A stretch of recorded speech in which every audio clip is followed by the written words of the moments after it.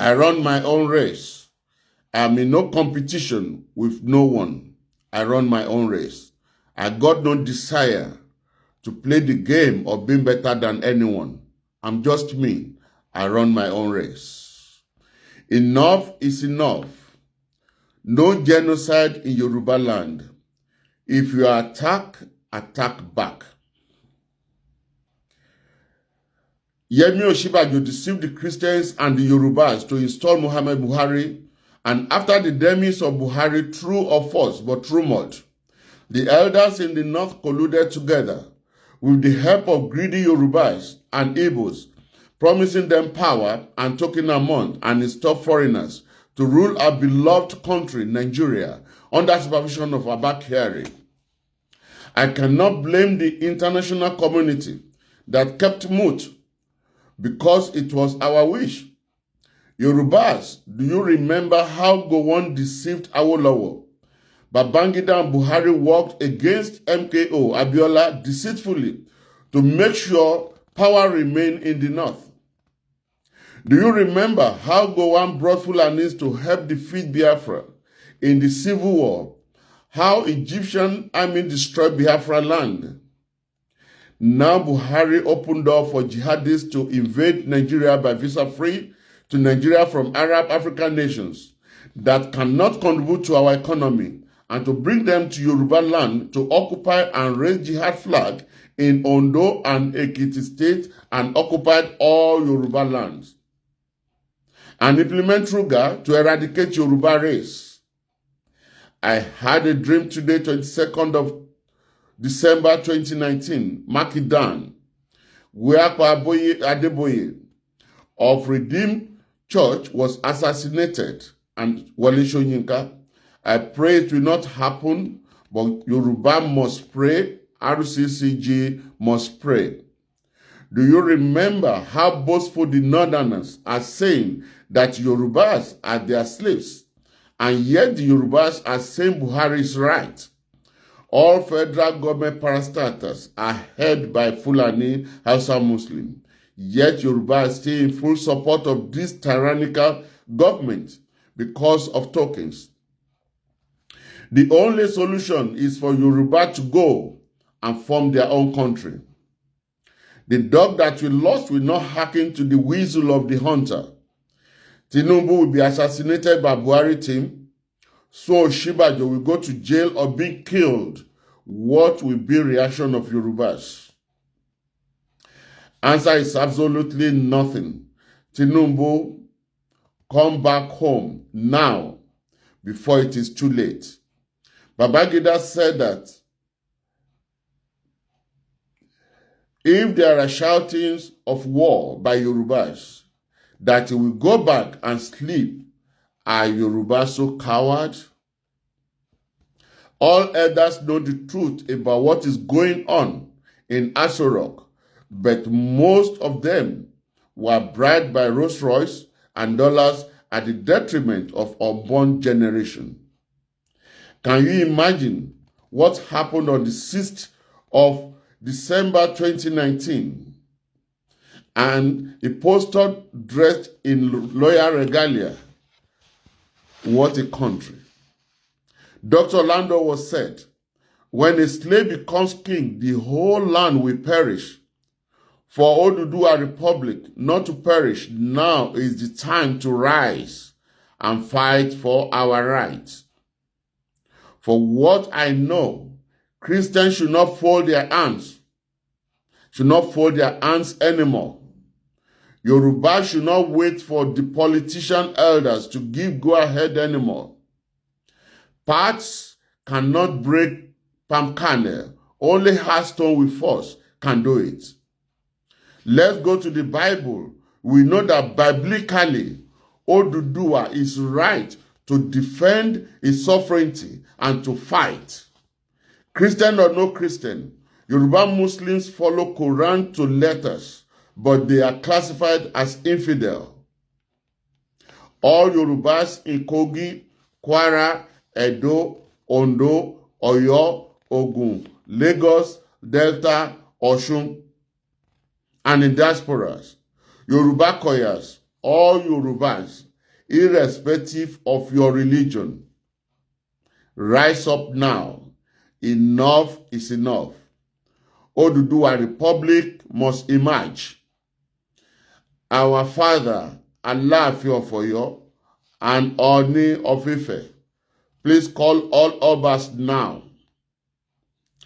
There are fires in Yoruba roof before it is too late. Snakes are also mounting on Yoruba roofs in Yoruba land, and the Aworos, Yoruba Muslims, Yoruba pastors. It is when Oduduwa Republic is safe before any church or mosque or Igbale can survive. Yoruba all over the world, now is the time. Don't be deceived by any religion stand up now.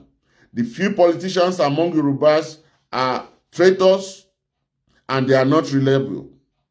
So let Oba start the action now before it is too late. All the youths remain calm, but form yourself into groups, formidable groups, and listen to the Obas.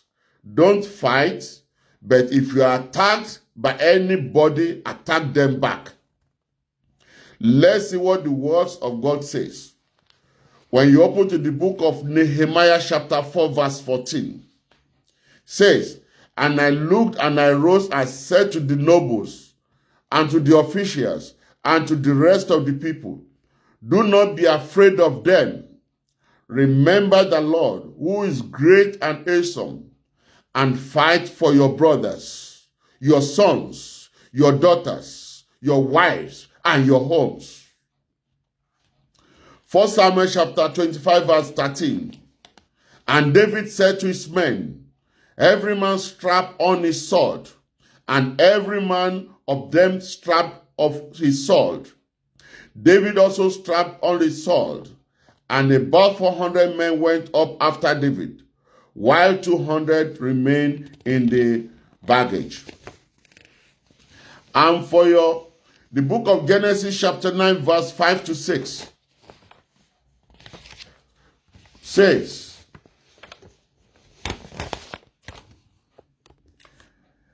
"And for your livelihood, I will require a reckoning. From every beast I will require it, and from man.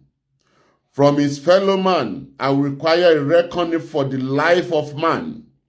Whoever sheds the blood of man, by man shall his blood be shed. For God made man in his own image." The book of Matthew chapter 10 verse 34. "No peace but a sword. Do not think that I have come to bring peace to the earth. I have not come to bring peace but sword." That was the statement of Jesus Christ. Titus chapter 3 verse 10. "As of a person who stirs up division, after warning him once and then twice, having nothing more to do with him." The book of Psalms says, chapter 144, "My rock and my fortress, blessed be the Lord my rock, who trains my hand for war and my fingers for battle." Ephesians chapter 6 verse 13, "Therefore take up the whole armor of God, that you may be able to withstand in the evil day, and having done all, stand firm." Ecclesiastes chapter 3 verse 8, "A time to love and a time to hate, a time for war and a time for peace." 1 Timothy chapter 5 verse 8, "But if anyone does not provide for his relatives, and especially for members of his household, he has denied the faith and is worse than an unbeliever, than infidel." Don't obey submission of weapons in the south and southwest and in Yoruba kingdom. 1 Samuel chapter 13 verse 19 to 22. "Now there was no blacksmith to be found throughout all the land of Israel, For the Philistines says, let the Hebrew make themselves sword or spears. But every one of the Israelites went down to the Philistines to sharpen his plowshare, his mattock, his axe, or his sickle. And the charge was 2 thirds of shekel for the plows and for the mattocks, and 1 third of a shekel for sharpening the axes and for setting the goads. So on the day of the battle, there was neither sword nor spear found in the hand of any of the people with Saul and Jonathan, but Saul and Jonathan and his son had them. 2 Thessalonians chapter 2 verse 3. Let no one deceive you in any way, for that day will not come unless the rebellion comes first and the man of lawlessness is revealed, the son of destruction. Buhari has never obeyed any rule of law. Now it's time for you to stand firm, all Oduduwas. I implore all youths to get ready for liberation from the Fulanis once and for all. Oduduwa Republic is hereby declared action must follow all over the world. God bless the queens. God bless the kings. God bless Oduduwa Republic.